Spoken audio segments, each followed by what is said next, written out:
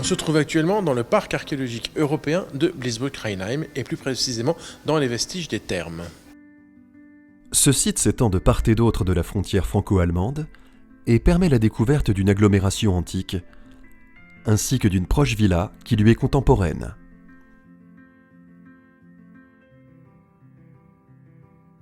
Les vestiges ont pour l'essentiel été découverts dans les années 1970. Depuis cette période, des travaux de recherche incessants ont permis de comprendre l'organisation de l'agglomération antique de Bliesbruck, le mode de vie de ses occupants, ainsi que les relations qu'elle entretenait avec la villa de Rheinheim, qui se trouve à quelques centaines de mètres. À l'époque romaine, on trouvait des thermes dans toutes les agglomérations de l'Empire. Pour les archéologues, cette nécessité pratique en a fait un marqueur de l'expansion culturelle du mode de vie à la romaine.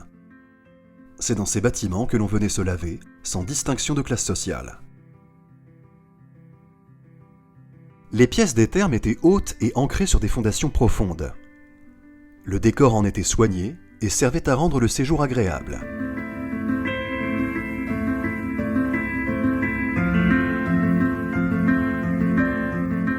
Les thermes, c'est un bâtiment public à l'époque romaine où on allait se détendre, comme dans les thermes qu'on a encore aujourd'hui, mais où on va aussi se baigner et rencontrer des voisins, du monde, prendre soin de soi et en profiter pour passer par différentes salles selon un rituel un peu précis, puisqu'il y a 3 salles importantes, une salle de bain chaude, une salle de bain tiède et une salle de bain froide. Ces 2 pièces tièdes et chaudes sont chauffées grâce à un système un peu spécifique, c'est un chauffage par le sol. On va faire un feu dans une pièce qui va être attenante au therme et ce feu va dégager de la chaleur qui va passer au travers d'un mur, avec une petite porte, et qui va se retrouver sous un sol qui a été surélevé. Donc les Romains ont inventé le chauffage par le sol, c'est pas nous qui l'avons inventé, c'est les Romains qui l'ont inventé.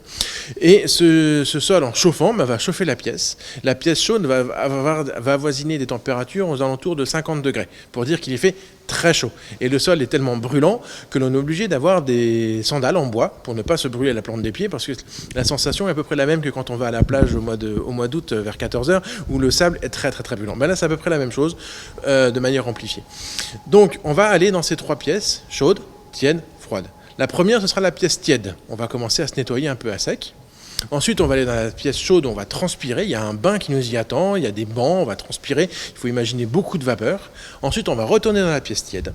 On va terminer sa toilette, on va avoir des outils pour se nettoyer les ongles, comme on a encore aujourd'hui, des outils pour se nettoyer les oreilles. Il y a même des jeux de société, on a retrouvé des dés et des jetons qui montrent que l'on faisait aussi des jeux de société. Donc on avait vraiment un aspect très convivial dans cette pièce.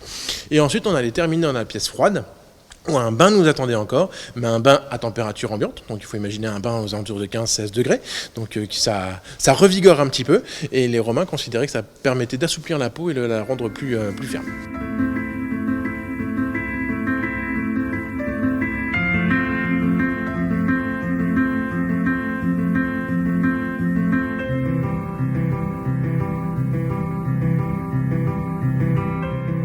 Les premiers thermes ici à Bliesbruck ont été construits aux alentours du début du IIe siècle, c'est-à-dire vers 100 après Jésus-Christ. Et ils ont été agrandis, réaménagés pendant toute la durée de l'occupation de la ville de Bliesbruck, donc jusque vers le IVe siècle. Pendant 200 ans, ici, il y a eu des gens qui sont venus se baigner et qui ont fait des travaux. Voilà, c'est une petite ville de 2000 habitants à peu près. On en connaît une bonne moitié grâce à l'archéologie, mais on ne connaît rien par rapport au texte. On ne connaît pas son nom antique, il n'a pas été trouvé, il n'est pas mentionné dans les textes. C'est pas une grande ville comme Metz ou une grande ville comme Strasbourg ou même comme Rome. C'est une toute petite bourgade comme il y en avait beaucoup à l'époque romaine. Alors, il faut savoir que cette petite bourgade de 2000 habitants, les thermes, c'est un espace public, mais c'est aussi un espace sanitaire, puisque les maisons, les 200 de maisons qu'on a retrouvées ici à Bliesbruck étaient dépourvues de salle de bain. Un Romain n'a pas de salle de bain chez lui, parce que ce sont les thermes, sa salle de bain. Donc, dans toutes les petites villes, et même dans les villas, dans les fermes, on va faire en sorte d'avoir un petit aménagement pour avoir ces 3 pièces que sont la pièce chaude, la pièce tiède, la pièce froide, pour se détendre et pour se laver. C'est aussi pour des raisons sanitaires. Alors, c'était accessible à tout le monde. On ne pouvait pas réserver une salle de bain aux riches, sinon ça veut dire que les pauvres, ceux qui travaillent le plus, étaient sales, et s'ils étaient sales, ils pouvaient tomber malades, et donc du coup, ça pouvait poser beaucoup de problèmes sanitaires. Donc, c'était accessible à tout le monde, et symboliquement, il fallait payer. Mais c'était vraiment pas cher. On sait par les textes qu'on a dans d'autres villes que eh bien, ça valait moins cher de venir au terme que de s'acheter un œuf de poule.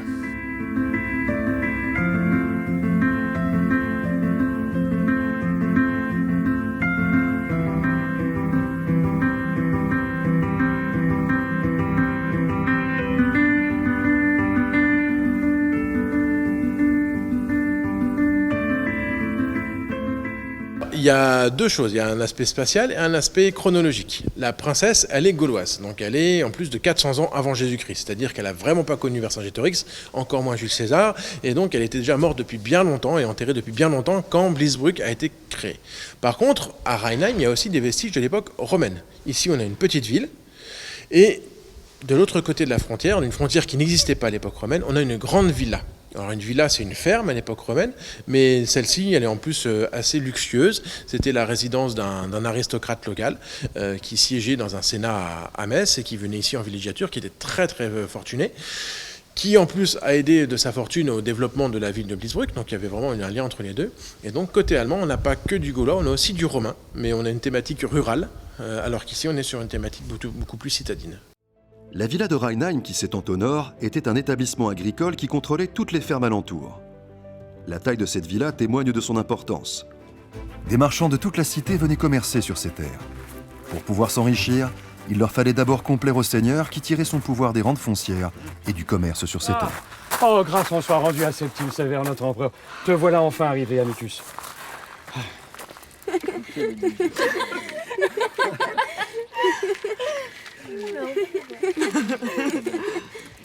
Tu as vu? Regarde la splendeur de la villa de Pons-Blessensis. Elle détient son immense richesse grâce au commerce du sel. Oui. Le fleuron de l'économie de la cité des médiomatriques. Mais crois-tu que je sois digne de me présenter devant le sénateur de la curie d'Ivo de Rome? Ce n'est pas le moment de changer d'avis. Ah, ça y est. Lucius Tocus Maternus, notre décurion, a enfin posé les yeux sur nous. C'est à notre tour, viens. Va déposer à ses pieds ton présent de vin et d'olive. Allez, vas-y, va. Va. Peut-être bientôt auras-tu l'occasion de commercer enfin avec notre belle cité.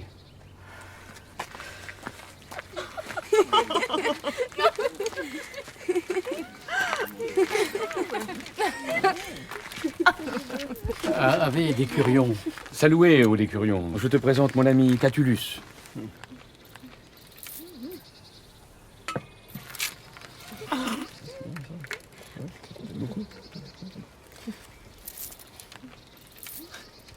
Qu'il est laid, le pauvre. Le site est ouvert, il est gratuit pour les journées du patrimoine, il est gratuit d'ailleurs jusqu'à la fin de la saison. Il est ouvert et c'est donc un endroit très agréable aussi pour se promener, pour visiter des vestiges à ciel ouvert, pour en apprendre davantage sur l'histoire, pour pouvoir la palper, pour pouvoir s'immerger dedans et donc découvrir deux périodes distinctes que sont l'époque gauloise et l'époque romaine.